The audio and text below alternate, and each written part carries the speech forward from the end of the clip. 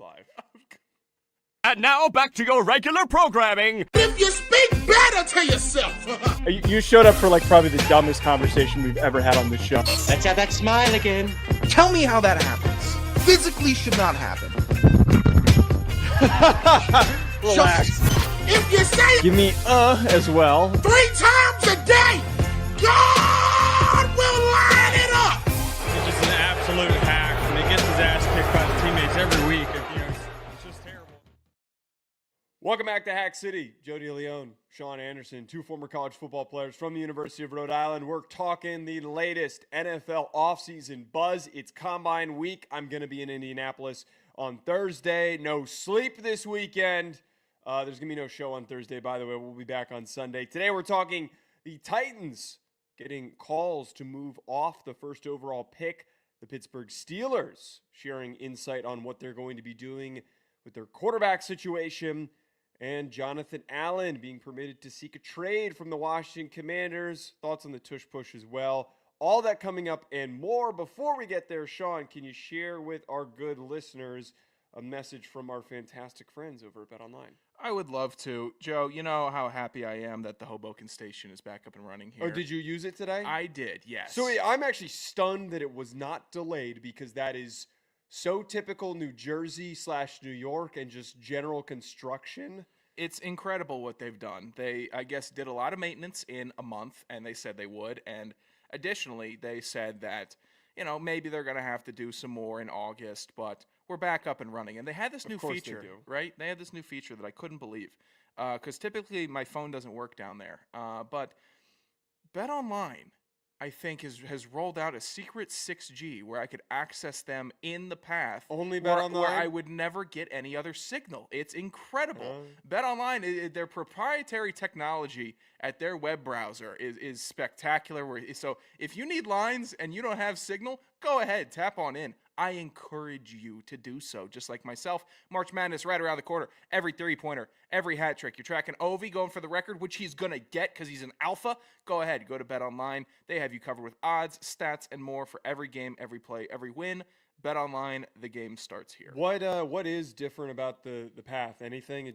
They fixed all back-end stuff that you don't actually see. Nothing was cleaned. Nothing was updated or improved. All new floors. It has that smell when you're walking around the Home Depot concrete section where it kind of smells like new concrete. Okay. Oh no, it's it's better than the alternative. Which is piss and shit. Yeah, exactly. I'm happy that we don't have that floating around as much, but it was great. And you know what? I was getting on my way home. I saw all those losers on that Journal Square train, and I'm sitting waiting for my Hoboken train. I almost started just mocking them and taunting them. Because that train stinks. It's way more packed.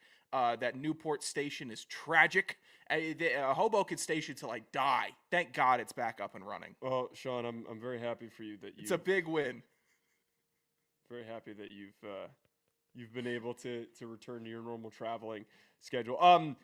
Sean, there's always going to be a lot of headlines that come out at the NFL Combine, and I'm sure that there's going to be plenty more that comes out later on this week. Tennessee Titans sit with the first overall pick. There is a lot that they can do at the spot. They can draft Travis Hunter. They can draft Abdul Carter. They could draft Cam Ward. They could draft Shedeur Sanders. They could trade back off of that first overall pick. Now, they have a new general manager, Mike Borgonzi, and he answered a question regarding if he's been getting any phone calls about this first overall pick. He said, I would say we've had some phone calls, yeah, and I'll keep those phone calls close to the vest. We've had some phone calls. Kind of sounds like, just an initial thought here, is that not something you'd say if you didn't get any phone calls?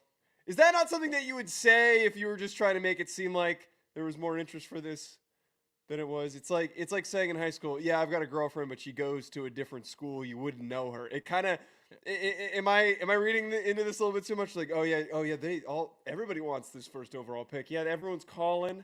They're all calling him. I can't say who, but there's just a big market for this right now. I'm so sick of these GM mind games. Everyone thinking that they're playing chess. You're captaining a bad franchise. Let's act like it. Let's act like we've maybe you act like you've never been here before. Like, oh no, I could never imagine getting the number 1 pick. I don't know what to do with myself. I'm so used to picking in the 20s because I'm so good, and that's why they're paying me the big bucks. Not all this they might be calling, they might not be calling. Oh, would you like to be the next caller for the number 1 overall pick? Because I don't know what I'm doing. And that's what he seems to be looking for, a parachute that he can pull on as he's about to dive into a number 1 overall pick that is not going to net the return that we would expect from other years in the NFL draft. He's looking for someone to save him out of this, and appearing the buffoon doesn't seem like it's going to work for him. Well, one of the things that he also said, anytime you're trading up to the number 1 pick, you're going to expect a big return. So I think that's our expectation when asked about whatever compensation he was going to receive. I don't think a lot of people realize that, as one you just mentioned, it's not a great quarterback class, so there's not going to be a big market for this. 2, most of the teams that would trade up are in really close range. So I don't think that there's going to be this king's ransom like what happened with the Bears and the Panthers and that move that happened recently with Bryce Young. Yeah. I feel like this is going to be mostly day 2 picks.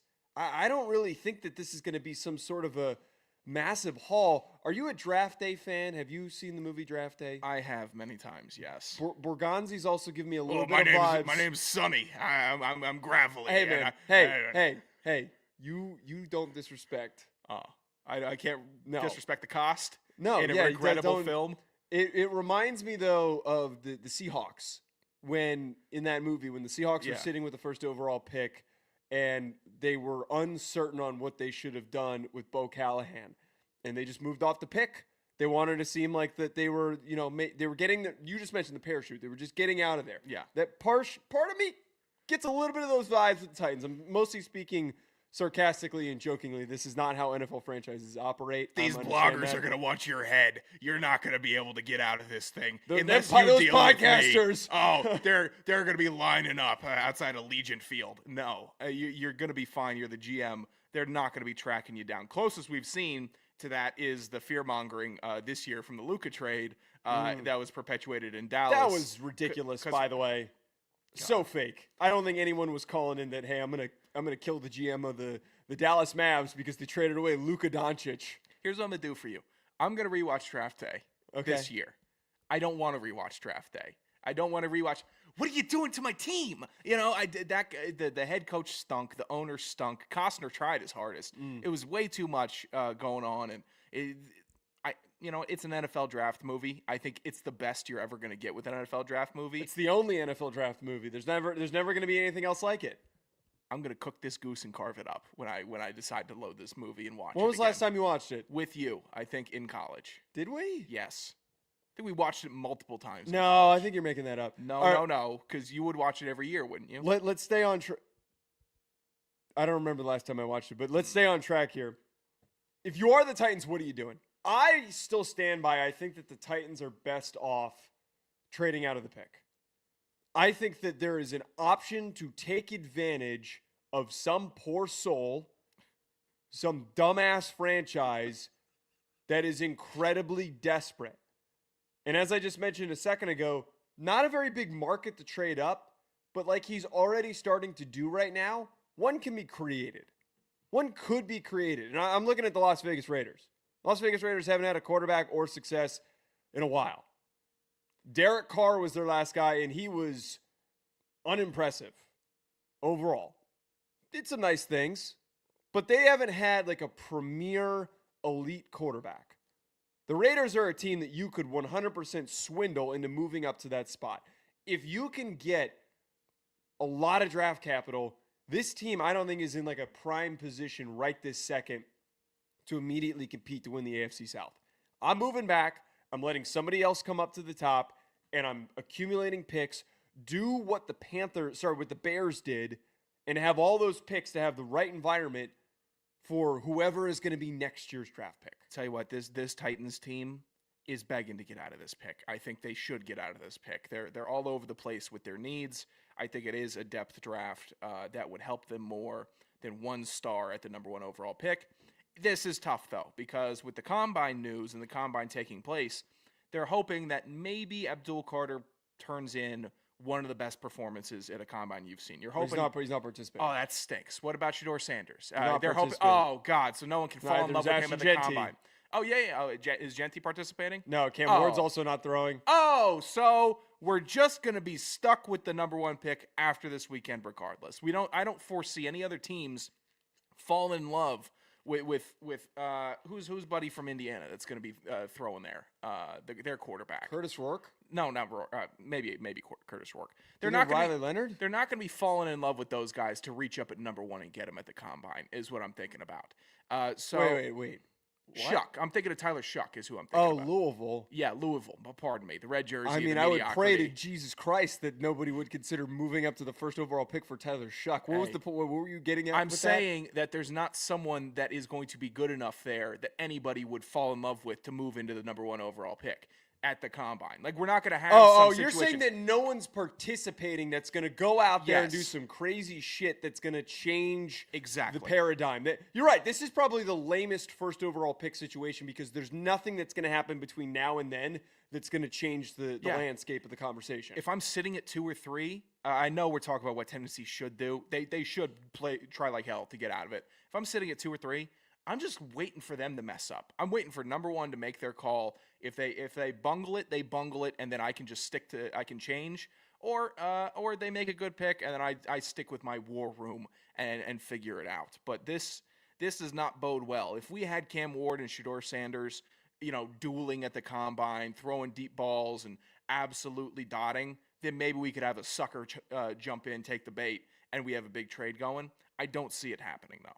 The Titans have also been like really complimentary about Shedeur Sanders. I saw a quote today. I'm paraphrasing that they don't have any worries about his arm strength. They think that the rest of his decision making, his accuracy, it all makes up for him not having like a super big NFL arm. A lot of those comments also feel like they're being done to again stir up the market for the first overall pick and to be like, yeah, we really love this guy. They're constantly publicly complimenting him. That feels like a really big move that you do and something you're just going to keep doing throughout this process. Any chance that you get to talk about him, you're going to say something nice. Yeah. Because you want, again, some poor sucker to be like, shit, we don't want to miss out on Shedeur Sanders. We were going to wait and take him at 3 or 5 or whatever and just be patient, hope he slides, and then we'll trade up. But no, we can't miss out on him, so we got to move up to number 1. I don't think Tennessee could. Shedeur Sanders isn't made for Tennessee. He's not made for the AFC South. He's made for a bigger market. He's made for a team with bigger problems. He's made for a team with bigger problems. with bigger desires, even. Man, you're just digging on the Titans right now. What have they done? What have the Titans done to you? I don't know. They just got rid of Mike Vrabel, who was maybe their best coach in history. Yeah. They had a GM that was sleeping on flights. They bring in a bunch of new GMs in executive roles, muddying the waters. I'm sure there's not enough chefs in the kitchen there. I don't know. They let Derrick Henry go to the Ravens. They just let a lot of not good things happen. Drafting J.C. Latham as high as they did and getting not great returns from him. Is 1 year. Yeah, I know. I wanted to see a little more. He was The whole team was awful. I don't think that much Yeah, of that but- was on J.C. Latham. But that was a cornerstone piece. I wanted a little more out of Latham. That was a little hard. That's probably a little harsh on him, rookie lineman. yeah, I think but, it is. I'm ready to see them actually start taking themselves seriously again because just 4 or 5 years ago, they were a number 1 seed in the AFC, really competing, really battling. And people were coming to them in playoff games. That's gone now, and it's gone with Vrabel. I don't have a ton of faith. Well, it took a long process of building in order to get to the spot where they were competing consistently for playoffs.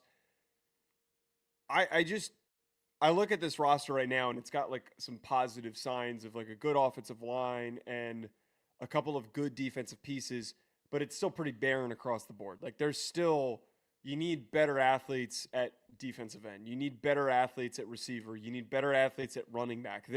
They're not a year away from competing. So instead of drafting a quarterback and hoping you feel better about yourself, instead it's better to build a situation that a young quarterback can succeed in a year later from now. Yeah.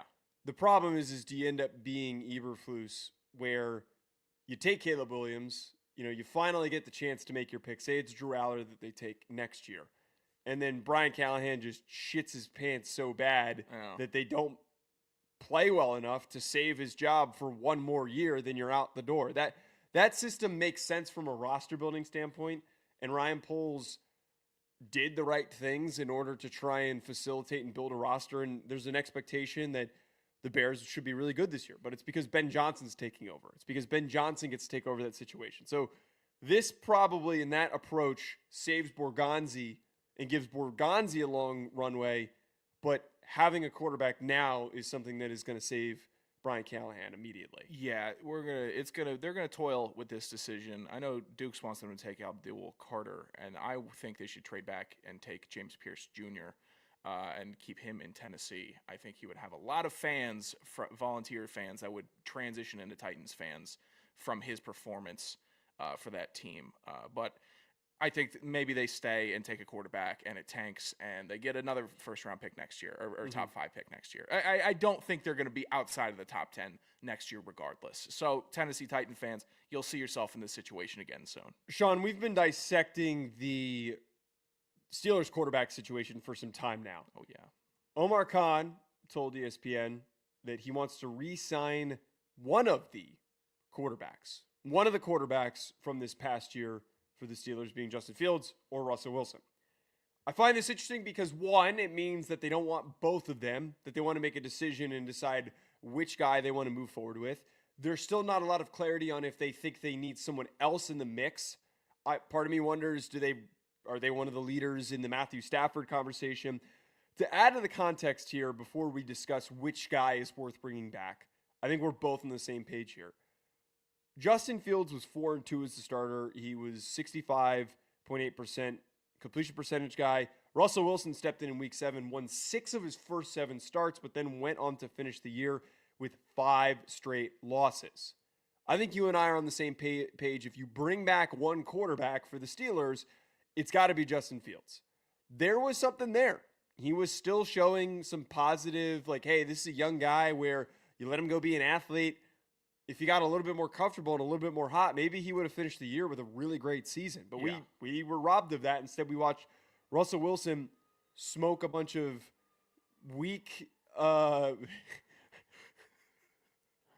lawnmower going on outside. Yeah, don't worry. They're not going to bother, I hope. A bunch of weak teams on their schedule and then play awful at the end of the season. Yeah, I watched Justin Fields beat Atlanta without scoring a touchdown this year, which I was impressed with. And then, catch you later, Joe. I'm listening. The Russell Wilson wins when he stepped in. I think he beat Vegas, the Jets, the Giants, Washington and Baltimore, both impressive. Then lost to Cleveland, and then beat Cleveland. And then, again, ripped off 4 straight losses at the end. Awful, ugly way to end the year. Wilson started with a bunch of good grace and then completely tanked it. It's what Russell Wilson does. And I can't expect the Steelers to say, we're going to fix them better this year. Like we really were encouraged the way that he ended on 4 straight losses against actual playoff teams. That's not great. Justin Fields time, give him a real shot. If this is their motion, sitting here, we're going to keep one of them. Keep Fields. He's younger. He's a better athlete. And you have, I guess, time in the offseason to see if he's that legit. Russell Wilson, you know the product. At this point, it's mediocre. Our good friend of the show, Sam Teets, is chiming in saying that he is a Steelers fan and he was frustrated watching Fields. I get that. I think when you're a lot closer to the situation, feeling the frustration of like his performances, but I felt like the times that I tuned into the Steelers games, I was seeing a better version of Justin Fields than when he was with Chicago. What are you laughing Sam Teets is ridiculous. Justin Fields threw for 312 yards in that game and was their that was like his best game of the season. I was going to say I thought that was a pretty good game. Sam Teets, I'm sure you're frustrated because that ended up in a loss. But if I'm looking at Justin Fields, I'm like, well, that's the second best quarterback performance that we've seen behind Wilson's 414 yards against Cincinnati this past season. Which, like, is that really that impressive? Yeah, to put up one those outlier. Give me a break. We have the context now. Although I'm really glad that we knew that coming into this, moving this table in here and having like a really good recording setup, that the assholes who run the damn leaf blower at 4:00 on Tuesday. There's no leaves. It's February. They're clearing off debris. I'm losing my mind.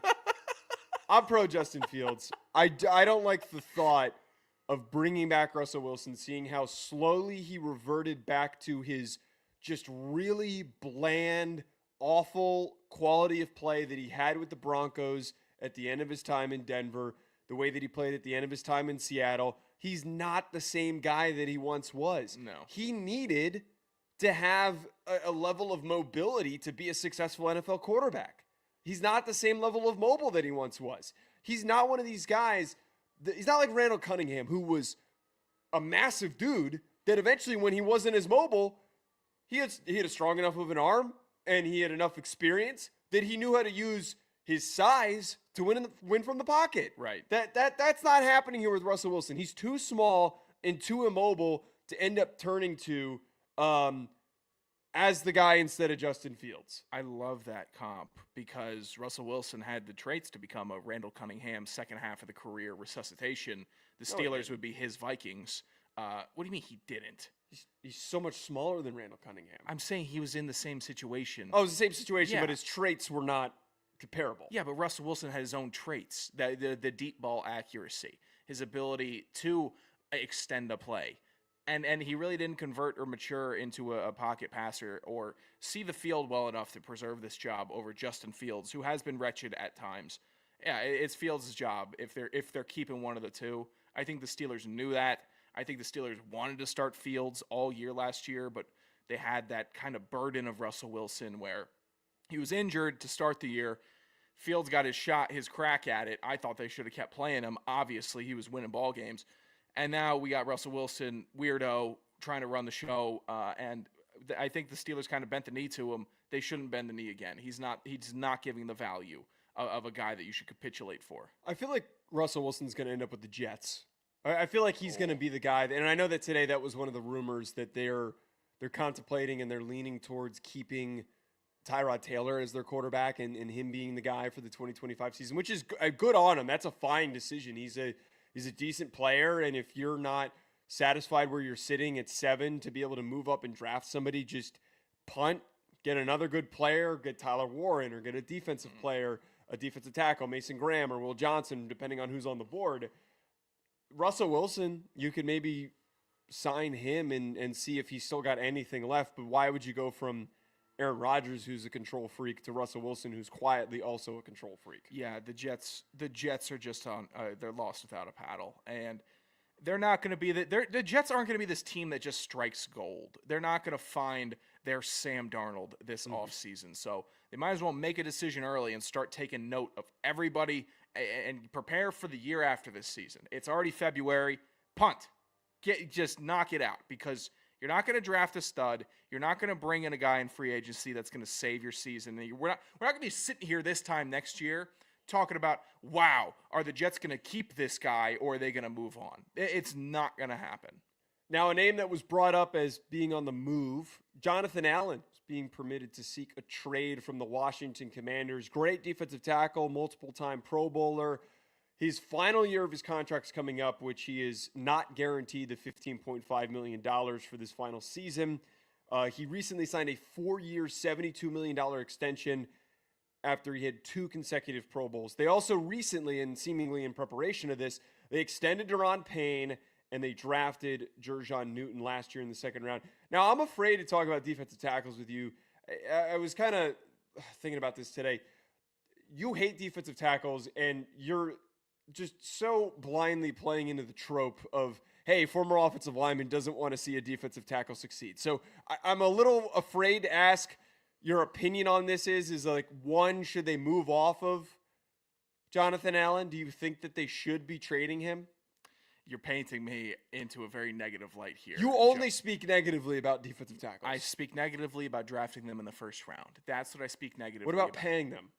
I'm fine with paying a good defensive tackle if they're impactful. I love Grady Jarrett. I hope Atlanta overpays Grady Jarrett to keep that leader on the team. I hope Washington overpays Jonathan Allen to keep him on the team. He suffered through all that shit that they put him through since they drafted him. He was just a soldier in the worst era of Washington football, And now the year after they have a 13-3 season, thanks, Jonathan. Thanks for all the hard work, buddy. We're not going to pay you. Someone else will. Maybe you'll get your number up in your name in the Ring of Fame. But no, you won't, because everyone wants to forget about the 8 years that you suffered through while you were here. Keep Jonathan Allen. I think he's just an absolute physical freak on the inside.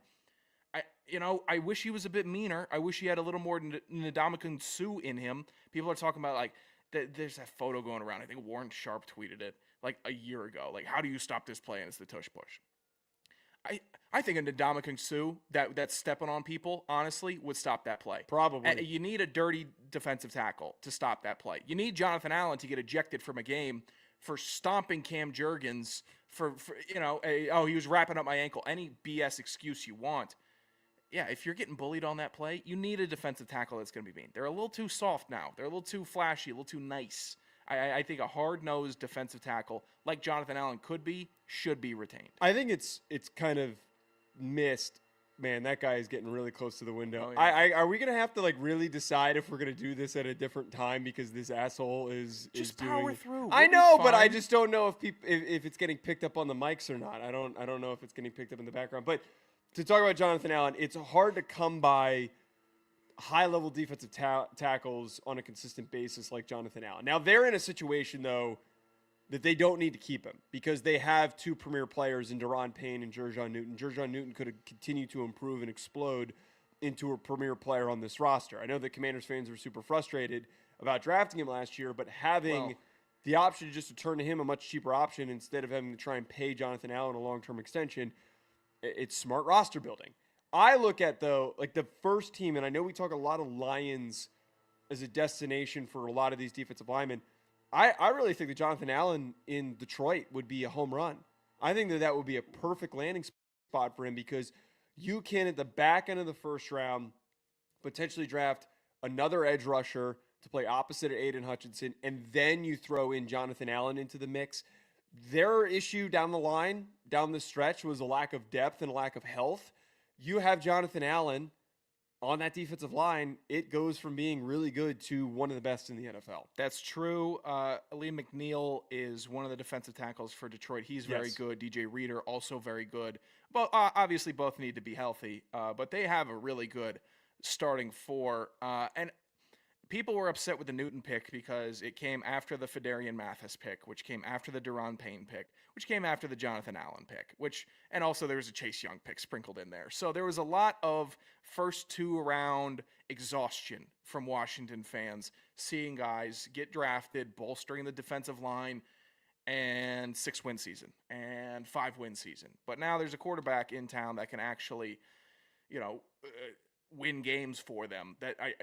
Abandoning talent, abandoning a captain, it doesn't make sense to me. This would feel like, remember when Adrian Peterson went to Washington and he had a fine year in the late stages of his career? It's not like he was a Pro Bowler, but the next year they cut him, and he was a veteran locker room leader and one of the best. He was a top 3 running back on that roster, and they let him walk, and the team fell into chaos the next season. It's not like they weren't out of chaos the previous season with Adrian Peterson, but that's a guy that you keep. Jonathan Allen is a guy that I want to keep in my locker room. He's absolutely entrenched in the community in DC, grew up in Virginia. Him going to Detroit, that would be like a Deshaun Hand. I think he went to Detroit out of college. They both grew up like an hour south of me. But yeah, it would help Detroit. He would help any team. It would be like a Danielle Hunter in Houston. Like, where's this guy been? Because he's just buried in Washington on a bad team forever. Comes in, gets 10 sacks for you. Like, oh, this guy's pretty good. This is a pretty good ad. You actually just mentioned the other destination, and I think would make a lot of sense for where he could land. I mean, him ending up with the Houston Texans that need be happy for him. Some impactful interior guys. I mean, talk about a defensive line that would go from being great to elite. Yeah. Put Jonathan Allen with Danielle Hunter and Will Anderson. That would be one of the best fronts in the NFL. That'd be a top 5 front in the entire league if you were able to make that happen. Outside of that, I don't know if I see anyone else. If I'm Jonathan Allen, I would selfishly want to end up on a team that's has competing. To be a playoff team. Yeah, because I mean, outside of that, Like, where else are we shipping him? Are we shipping him to Cincinnati? Are we sending him to Cincinnati? Cincinnati's not a bad one. Fine. They'd be competitive. He'd be good. He'd be good wherever he went. And Cincinnati could make a push for the playoffs. Here's one thing that sucks for the Commanders. This is such a good defensive tackle class that I don't think many of these teams are going to pick up the phone and be like, oh, yeah, we'd much rather have Jonathan Allen than just draft somebody in the first round. I think a lot of these teams that need defensive linemen could take 2 throughout this draft. Take one in the second round, take one in the 5th round, or like wherever, and get 2 quality starters. That the defensive line class is that good. Well, do you see what my dumb team is doing? You see the news from them? 45 combine interviews scheduled. Okay. Atlanta. All defensive players. They don't have one interview scheduled. That's a with an good thing. offensive Why is that a player. dumb move? No, I'm just calling them a dumb team because they're bad and they lose games. But yeah, they're not even sending offensive scouts to the combine. It's all their defensive personnel only. So it's going to be a fully locked and loaded defensive class. And your insight is being reflected by the big boys, Joe. So that's impressive. Is there a list of which guys they're interviewing with, or is it just a number? It doesn't matter. They're going to draft the guy. He's going to get 6 sacks over 2 years, and he's going to get cut. What about Jonathan Allen in Atlanta? Would you support that? Cream my pants. Really? You're You're that pro Jonathan Allen? I love Jonathan Allen. I really do. He's for the biggest defensive tackle hater on the planet. I don't want my team drafting them in the first round. I love Grady Jarrett. Oh, Grady Jarrett, I love you so much. 5th round guy. And you know what? One exception to the rule, one of my big favorite, Jonathan Babineau, first round guy. But you know who superseded Jonathan Babineau? Next defensive tackle taken in the first round for Atlanta? Perea Jerry. Remember him? No, I don't. You Actually, don't. I have no idea who that is. Oh, I do. A bust is who he is. It's like being shocked that that cats hate mice, that you hate defensive tackles. It's just that you can find I just can't stand. And it's this specific. Every agenda, this is the one agenda that you've pushed the most. Here's the thing. It's this specific type of defensive tackle. If I'm looking at it, like somebody taking Aaron Donald in the first round, even looking at him out of college, you're saying that guy can rush the passer and beat guards and centers in on pass rush moves. This whole, we want a big run stopper in the first round. This I don't disagree with. That is awful. I don't disagree with this. But he needs to be a premier pass rusher on the interior for me to take him in the first round. Everyone else is just eating up space, doing their quality on the team, but that is not a value of a first-round pick. I would slightly adjust the perspective on that. If you can see visible upside for a guy to be at least a 5+ sack guy in the NFL, he's worthy of a first-round pick. Kenneth Grant, Tyleik Williams, Mason Graham are the 3 guys that I would willingly consider. Omar Norman-Lott's probably the 4th that I would consider in the first round because they all are great against the run, and all in different forms and fashions have shown upside to rush the passer. So that's where I agree with you on this. Mozzie Smith was the perfect example of a dipshit move of a defensive tackle that you don't take in the first round. He was taken late in the first round also, and it was still a reach. I don't want Tyleik hopping back in here, trashing, asking questions about the show. I don't think he's thought about us once since that one time. If his pass rush that he hopped in the chat that deep though. Sean, the tush push. Oh yeah. Packers. The funny thing about this with the tush push is that the original article that was put out there was unnamed team wants to ban the tush push, and then suddenly it was the Green Bay Packers want to ban the tush push.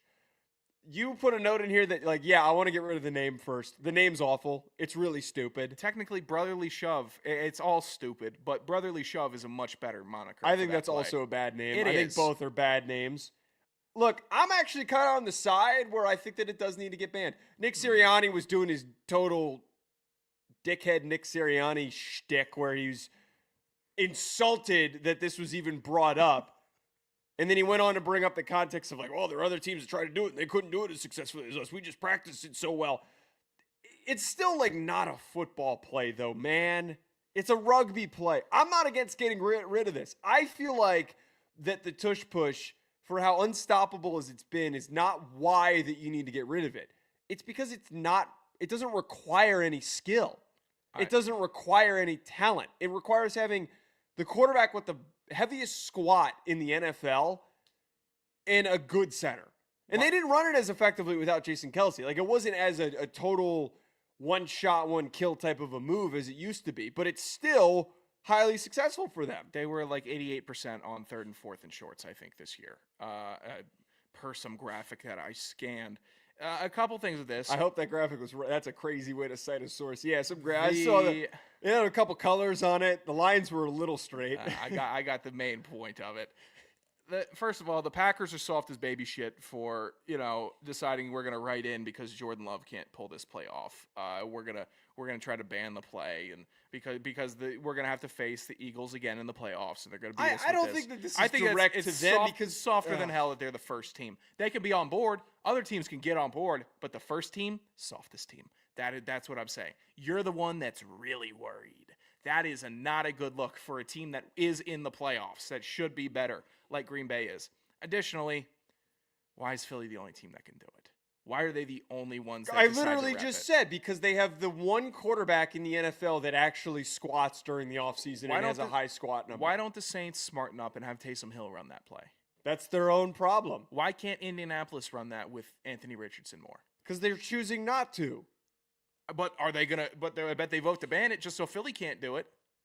It's a play. If there was one team in the NFL that perfected the double pass, right? You just couldn't stop it. You didn't know when it was happening. No, stop. They did stop.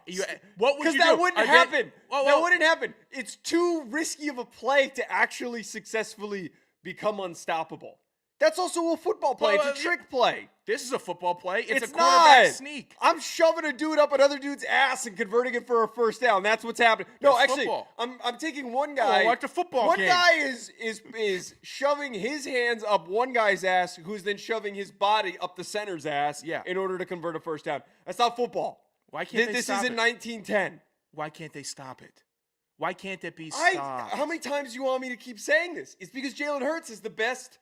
The heaviest squat out of any quarterback. So say, he's how the new many meta. times I got to see the he's- Jalen Hurts squat? What am I supposed to just draft quarterbacks based on their squat numbers? Maybe one. Maybe you have a quarterback that can do it. Maybe make your backup quarterback some big strong freak.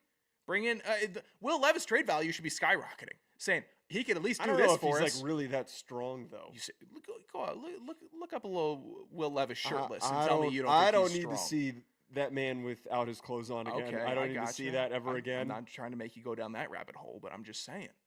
Sounds like you were trying to push me in that direction. I think that this play, Philadelphia, everyone's just jealous that they can't do it. And they could, they just don't want to invest in it because they think they're smarter. And it's an ego thing that they don't want to say, oh, well, Philly kind of cracked the code on getting first downs and I don't want to be copycat. Like everyone's all these OCs, these young, sleek OCs are too proud to be copycat league anymore. Yeah. Give me a break. Everyone was running the Wildcat for a year after seeing Miami do and it. they later became dog shit and like not unsuccessful. Well, yeah, this one hasn't though. I would So- argue so- if only one team could do it successfully, that paints the picture. If one team could pull it off as well as they can, it paints the picture of why this doesn't need to be in the game. You know what? If a team decided we're only going to draft wide receivers that are 6'7" and throw fades all the time, do you think the NFL would? That would outlaw doesn't that? exist. What if they did? That doesn't the exist. Tush push didn't exist, and then it did. You're pitching with a rule concepts that reversal. aren't good counter arguments. What was that one dude's name who was What if the push out of bounds got reversed, right? And if you caught the ball in bounds, you got pushed out of bounds, and then that would be a catch in the field of play. Wouldn't happen, wouldn't get reversed, but if it did, I guarantee you, one team would just start throwing jump balls all over the place, right along the sideline. Someone go up and get it. Doesn't matter if you get knocked out of bounds anymore. Oh, well, we can't cover them. They're too tall. If anything, I was looking up Harold Carmichael, and I was trying to remember who those guys don't come out into the NFL every Philly single drafted another 6'8" guy a couple years ago while we were in college. I think he was from overseas. I had high year. Well, hopes Johnny for him. Wilson's 6'6". He's a big. Johnny Wilson big dude. blows. He had one. Yeah, he he's had awful. one opportunity to cash a Super Bowl bet for me, and his one shot, he dropped it. Needed 6 different receivers to catch a ball. What did he do? As the 6th receiver to catch a ball, dropped it. Thanks, Johnny Wilson, dickhead. Sorry, I mean. Take it out on John. Well, I don't know why you placed a bet on Johnny Wilson. It wasn't on Johnny Wilson. It was anybody that could have been on Philly catching another pass. It was Johnny Wilson's time to shine. I still want to get rid of this play. I hate it. That's fine. You can. I want to see someone sign Daniel Jones and convert him into a tush-push quarterback. I don't know if he's got legs like that, though. Well, he's a kind of he's kind of a disposable quarterback that can get thrown to the wolves right in the mix. Get up, toss the ball to the starter. Thanks, Daniel. See you next drive. All right, Sean, let's get to hack of the week. I'll let you go first. To obviously re-explain. Hack of the week is anybody in the media or just any concept in the media that we think is extremely hacky and that we need to crap on. What's your hack of the week? I should have taken your second one. I'm excited to discuss that. Okay. Mine.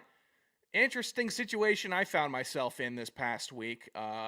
Unencumbered with kitchen, being able to be in the kitchen and cook for myself. I forgot that you wrote this down. Typically, whenever I go into the kitchen to microwave and heat up frozen food, Joe somehow finds himself walking in right behind me. Aside from the point, because you do it at the same. You know the time that I go in the kitchen. I don't cook while you're taping because it makes noise. I as a roommate, it actually doesn't make that much noise. So if you wanted to cook while I'm taping, you're fine to do it.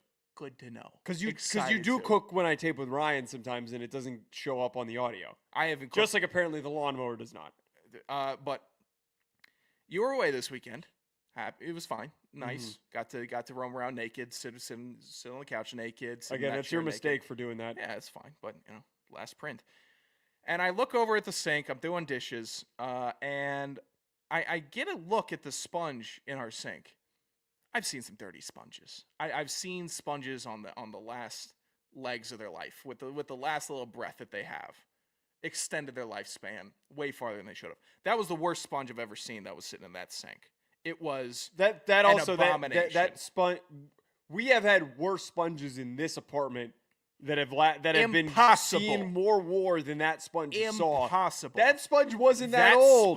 Sponges are supposed to get dirty. Was rancid. And I said, they get rancid. That's how sponges work. You run them into the ground. That's fine. I appreciate that. Not to that extent. It was so dirty. I thought my thought process was you should have tried to clean it before throwing it out.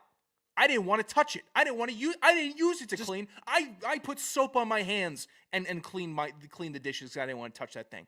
And you know what happened? It actually wasn't. I think you're misrepresenting how messed up the sponge was. It was in normal sponge condition. The scrub daddy looked like you had been playing pond hockey with it or street hockey with it. I wish you would have this same focus on dirtiness for this sponge as you would for possibly vacuuming the floors in this apartment.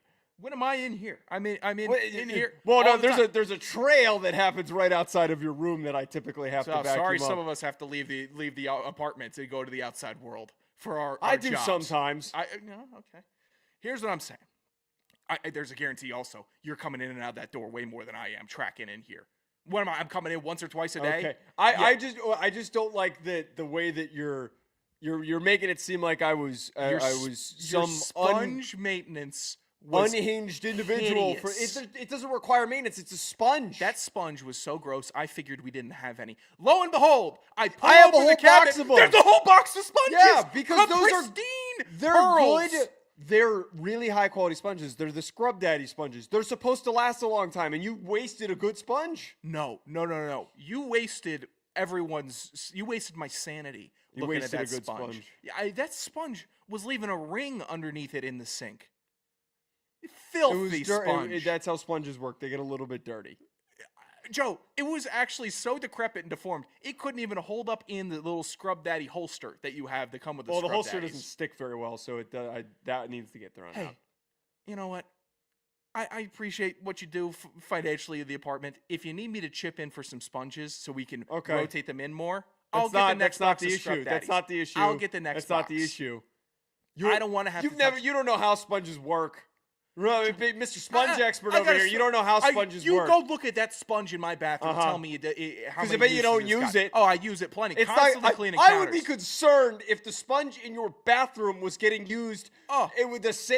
Was picking up and interacting with the same level of filth as dirty pots and pans. I use it in the sink. I use it on the countertop. Use it on my sneakers, and it still looked better than the sponge that you had. None of those things are actually that dirty. Sneakers. Filthy. Not as dirty as like cooking and making chicken. I just couldn't believe the state that you had left that. I don't. It actually made me You're think a sponge novice acting like a sponge expert over here. it made me think a little less of you as a You're an future entry-level parent. sponge The guy fact that you talking to a guy who is not- an executive sponge user you over couldn't here. fathom the amount of sponges I've purchased. I don't. in my You don't know life. shit about sponges. You Yeah, wouldn't know a the fact sponge that if you're I still threw one buying- at you. I wish you would. The fact that you're still buying Scrub Daddies. They're the great sponges. Big See, sponge. See, this Give is me a break. this is No, how you no, don't no. know shit about Are you sponges. This kidding is how me? you don't know shit about sponges. You don't know that there's levels to this. Oh yeah, there's levels. How about the Mr. Clean Magic Eraser? How about that as a sponge? You don't use Oh, a magic eraser to There's clean kitchen pots and variants. pans. There's kitchen variants. Bullshit. Oh bullshit! No. You get a six-pack. You get two you bathrooms, just love two paying tile, big 2 kitchen. corporations. Oh, I'm sure that's a bigger name in the Awful sponge take. business than the Scrub Daddy. All right, I have a hack of the week that's actually sports related. There's this moron on Twitter, Joe A NFL, who I have no problem when people have different opinions. I don't mind it. If you're gonna have a different opinion, have a conversation. This Joe A NFL guy has consistently been one of the most pompous dickheads out there. I like this guy. He's been whenever he has a bad take, he takes shots, he swings, he's super negative and critical. He put out his big board, which I got some crap for my big board. And the fact that anybody gives me a hard time after witnessing what he put out this weekend was awful. He put out the first worst part about this, and apparently he did this in back-to-back years, and then he tried to play it off in an "oh shucks, I mistyped" type of a situation. He listed multiple wide receivers as Y receivers, as tight ends. For anyone who doesn't know, a Y in an offense is a tight end. He listed Luther Burden, who is a slot receiver, as a tight end. So the guy doesn't know ball, and he's trying to act like he knows ball by putting all these NFL comps and putting all these specific position listings for all of these players. He listed Nick Scourton as a prototype as his role in the NFL. What the shit is a prototype?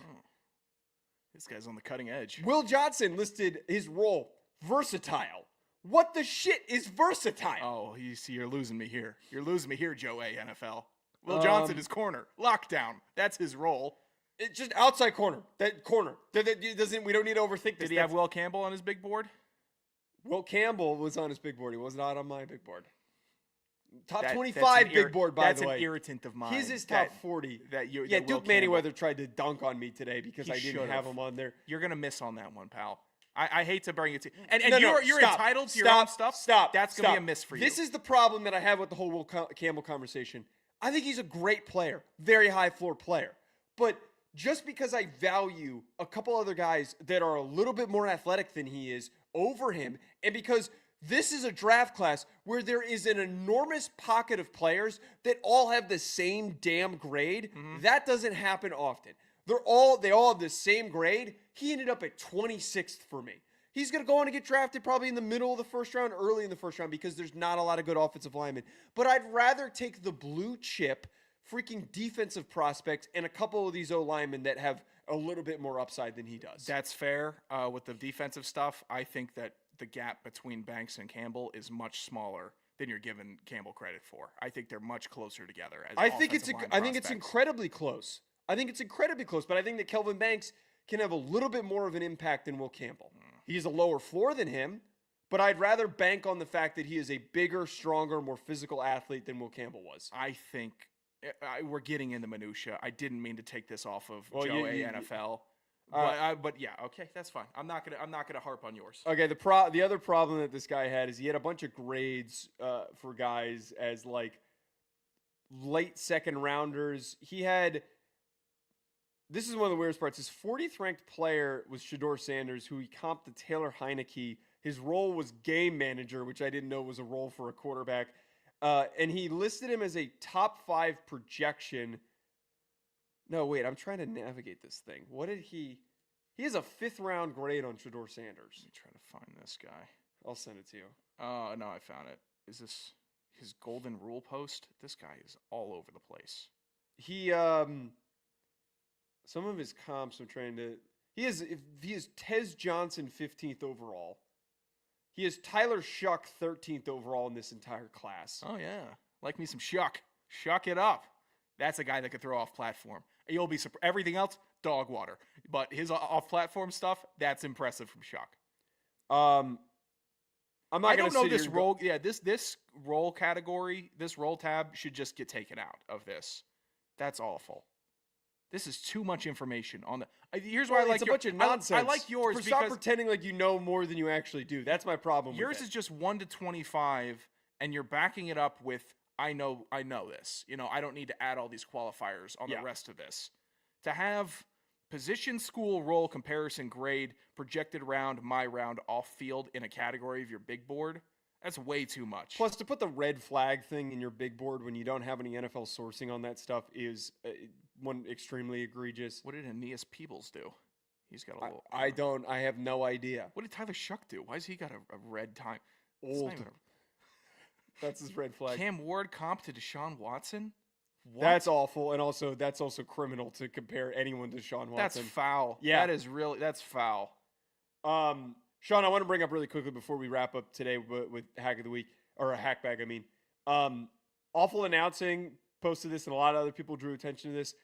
Anyone who is a baseball lover, the poop game is dead. NBC Sports had a very unique score bug where it was logo, score, logo in a straight line. And so anytime that the Phillies played the Pirates, which happened often, you would get poop on the scoreboard. It was a national holiday. It was recognized by baseball lovers. I don't know how if you're NBC and you're trying to build an audience to want to tune into your broadcasts, how you're going to take and get rid of the poop game. They better bring back the poop game bug just for the poop game. Where's the fun? What is the decision? It gets you nothing but run. Yes. It gets you literally nothing but For early season baseball games that no one's watching. What is the harm that we can't have the poop game? It's a stupid little blip that you get to tweet out in the first inning. Yes. That's all it is. And you know what? You get thousands, millions of impressions on the poop game. And we're taking more that away. More people that are going to tune into the game. Oh, you know what that is? That's a big poop day. Before I've seen poop game on and I've turned that game on and said, oh, I want to check it. I want to watch some baseball. That's what I've done. I'm a big dummy. I'm very susceptible. I would immediately be like, the poop game's on. I gotta watch the poop game. I'm very receptive. The minute someone to scores that. a run, we're not watching the poop game anymore. I'll tune right out. That's fine. Poop game shutout, best game of the year. Alec Boehm, RBI double, last. I'm back. I'm out. But back to the UFL. This is awful. This is really bad form. Seeing what we saw, the score bug dictatorships that we've seen this year. Yeah. This is a bad year for the score bug. The Super Bowl score bug was awful. I don't even know I can't even remember if we addressed that on the show, how bad it was. But no, I don't think we did. It was heinous, and it drew off. I think we're going to look back on that game, and that's going to be imprinted with me forever, how bad that score bug was. This, taking away the poop game, ridiculous. What do you gain by doing that? Why is this? Well, is this it wasn't. decision? It clearly wasn't like, oh, we have to get rid of the poop game. It was, hey, it's time for a score bug update, and some dork graphic designer that they it's a bunch of people contracted out to a consulting firm that has no connection to baseball. I want to know who needs to be held accountable here. I need to know who needs to be held accountable for killing off the poop game score bug. We know people like this. In both of our professional circles, we've worked around people like this who just make decisions to make decisions and to keep their job and show that they're doing something. This is that. Hey, what's the docket? We got a Q1 meeting coming up. What are we changing? How are we gonna maximize revenue and benefit the shareholders?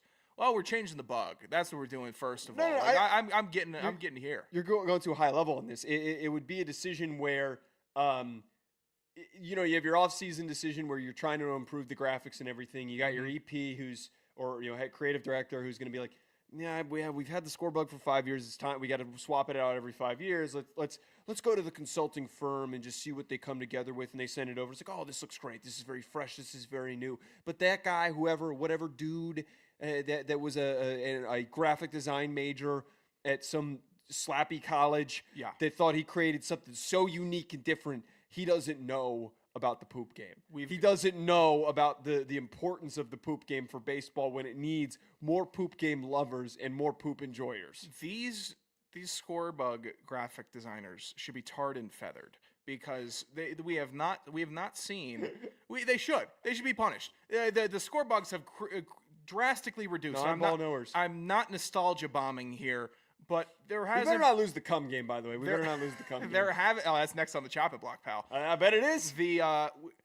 There haven't been better score bugs than ESPN Monday Night from like 2010, Fox NFL Sunday from the most impactful one, Deshaun Jackson's kickoff punt return to beat the Giants. Not because I'm not picking on you because Giants fan, but that was spectacular. That one is ingrained in me as a great score bug.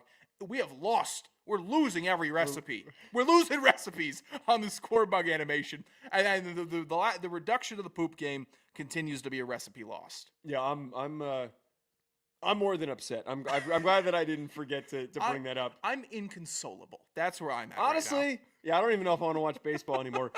Let's get to the hack bag. Every single show, we answer 2 questions from our listeners. 201-834-4308. Call in. Give us a voicemail. We haven't had a freaking voicemail in over a week. Call in, you losers. We love you. We want to hear your voices. I'm tired of just hearing Sean's voice opposite of mine. Sick of it. I want to call in with the most random thought that you have. Call us with whatever you're thinking. I challenged Dan, my man, who came and did the drive-through call. I want somebody to give us a voicemail sitting down in a nice restaurant and ordering his meal. Oh, that'd be I want great. that. I want somebody to call in with that, and we could critique the meal. Well, I guess we got to summon Dan, my man, by talking MSU Bobcat. Montana we're State. also- we're not- Montana State. Come on, Dan. Let's get the voicemail. Jamie Williams, you're on notice too. I gave good Twitter Oh, instructions. Steve asked for the number. I'll send it to him. 201. Yeah, Jamie's is a tease, by the way. Jamie is just an absolute. I mean, he's cock teasing me. I'm putting out instructions on Twitter, trying to get more leading questions, asking for roommate habit questions because I knew we were going to talk sponge. Jamie says, I don't know if I'm comfortable tweeting about the roommate habit. I said, leave a voicemail, Jamie. You can use a pseudonym. You can be anonymous and then leave the voicemail message if you want. What do we get? Oh, voicemail message. Oh, let's see, we got one. No, dry voicemail box. 201-834-4308 is the voicemail line. Let's just get into the hack bag. The mail never stops. This is the hack bag. Hit us on Twitter for questions or call at 201-834-4308. All right, first question that we have from Chester. How terrible was the networking skiing party from Chester? Okay, so first of all, it wasn't bad. And he's talking about what I went to this weekend when I was visiting my girlfriend at business school.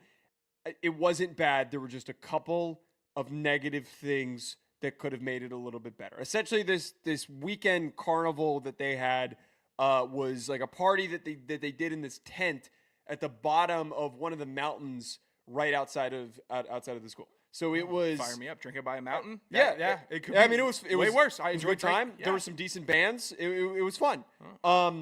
I get a lot of drinking through the day. Were they playing a lot of Blink 182? What do people in Vermont listen to? It's gotta be. Quit with the doxing. What are we doing over here? Also, you wrong were state, in but a quit state. doxing. Yeah, but it's the wrong state, thankfully. But let's not sit over here and dox shit. Okay, don't give me You've that. said all right, where. All right. Oh my! I'm cutting you God, off. Give me a break. There were 2 bands that were the students, and then one was just these old heads that were playing butt rock basically. So I know that Rack would have enjoyed that. The music the second day was really good. The 2 negatives, one, no TVs. I'm anti if we're gonna be out and we're gonna be drinking and doing stuff, and there's no TVs, and I got to be the antisocial goofball on my phone trying to keep up with my bets. I don't like doing that. I like to have a TV to peer over at when I get a little bored with the music. I need something to. But you will to do that. You will not be stopped from doing that. I did a radio spot in Vegas yesterday on one of the stations in Vegas, and one of the hosts read the tweet that I tweeted about how I was at one of the pre-games In an unnamed state that in cannot an be unnamed named. state at an unnamed university. I was at one of the pre-games, and I was sitting in the corner on my phone watching the games instead of talking to people at the party because I didn't know anyone there. But they read the tweet and they asked for the context because they also thought it was hilarious that I chose to do that. So the lack of TVs was a problem. Tell you what, it's shoot annoying when you're out with Joe and you're trying to make some conversation and he's just looking at his screen. Well, we've been out drinking. Like you don't do that too? I'm on the weather app, scared to talk to girls. I'm still chopping it up with the homies. There's plenty of times where you're looking down at your phone, you're looking at Twitter, and I'm trying to have a conversation with you, and you're scrolling away. iPad kid, we going out in the city. I just having a nice pint of Guinness, and you're having a tequila soda. Sit at a bar with TVs. You can't just watch a Mets game. You pull up I think you got to keep track of scores if you got bets on games. Okay, so that was the first problem. The second issue. My girlfriend said this to me before I came, and I need your opinion on this. She said to me, "I'm worried that you're going to get cold." If someone says that to you, if I said that to you and you were coming to visit me, what is just your immediate thought to prepare for that? Say, screw you. You're worried I'm going to get cold. Well, that was my immediate reaction. Was like, I'd say, hey, I'm tougher than this. It's not going to be that cold. I got this. I used to wear shorts in middle school when it was 20 degrees out. I got this. Steve, I caught that also. But he, I would be very I could regulate my own temperature, jerk. But if someone's obviously telling me, I didn't have this reaction to my girlfriend, but if someone's telling me I'm going to be cold, I should fully expect that I'm going to be frigid the entire time. Okay, but the assumption would be from walking around outside, right? Mm-hmm. It wouldn't be because you're outside the entire time and the whole event is outside. Oh. And there's limited heaters. Yes. That was the so that was the problem that we ran into. Look, I'm not see? trying to be the guy that I'm not complaining about my girlfriend. I love my girlfriend. I'm not trying to do that bit. I'm not trying to be the I hate when guys do that on other shows. It's like, clearly you just need to get divorced if you're complaining about your wife this much. It was just a miscommunication. So I did not have nearly the proper clothing. My feet were frozen the whole first time. Were you wearing your Reeboks?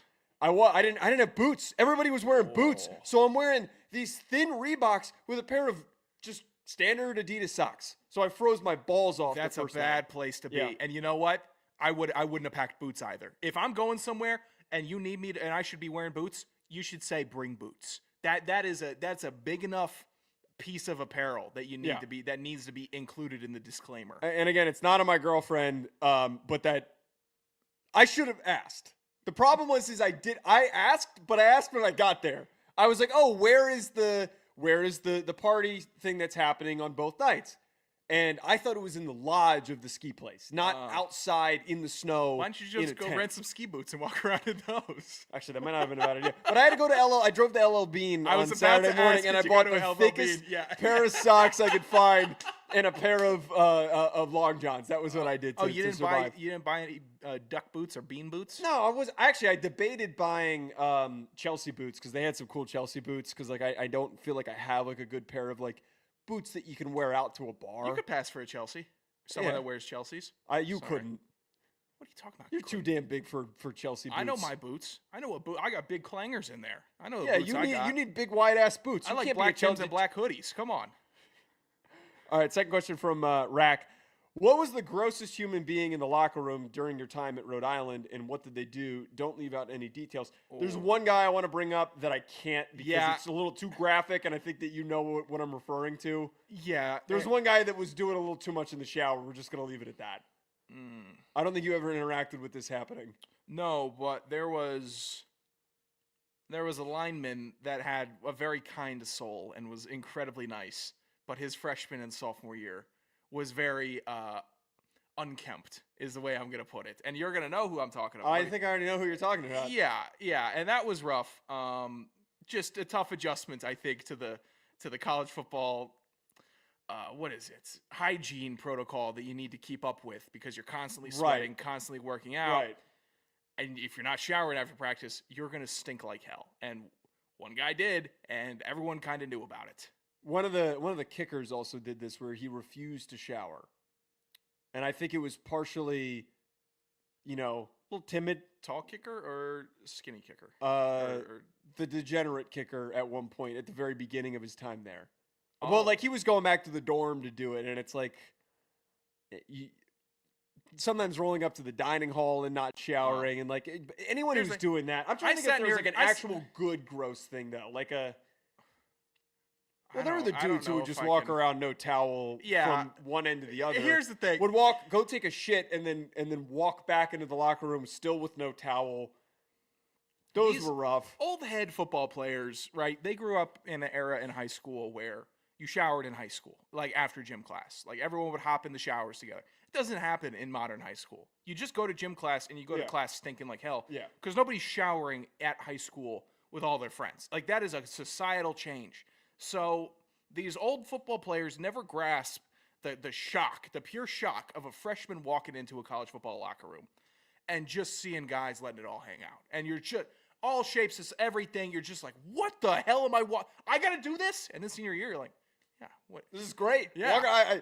I kind of miss walking around Yeah, naked with a I'm bunch of sitting here like, walking all right. around naked in a locker room at like a gym where you don't know anybody. Not the same. Nightmare. It sucks. Because it's a bunch of naked old I dudes. get half why the time. naked old dudes do it, because they just stop caring. They're like, yeah, what do I care? Sure, but the camaraderie of being naked around your boys for the entire season and the off season, it's a different kind of camaraderie. Sure. Yeah, there's a little innate, very non-spoken about bonding that happens there, where you go out, everyone punches each other for 2 hours, you come back, you get clean, and then you feast. Like giants, like the Giants of Elbaf would. Spoiler, I've read 50 chapters of One Piece. I couldn't keep having it spoiled.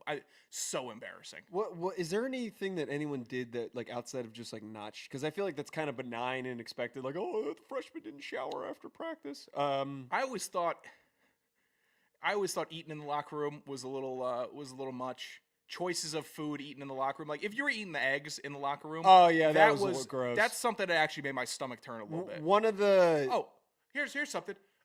Dark piss guys. Unbelievable. Unbelievable some of the piss you find in toilets. No, there's no flushing that was happening either. I'm sitting here, you're pissing mustard, and I got to come in and look. That is not, you're not being a good teammate. You got to hydrate, pal. And they do it in silence and shame because they drink juice and soda and they don't drink water. Awful. Yeah, guys pissing next to you in the shower, steaming hot. Oh, that's always the worst thing ever. And Yeah, it's never a nice clear piss. Like, oh yeah, I'm hydrated. It's just going down. That is water. This is the shower pissing debate that always frustrates me. Right?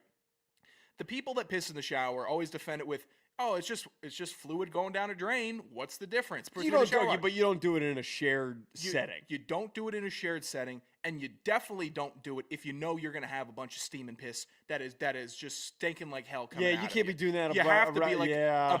it has to be like a premier clear piss.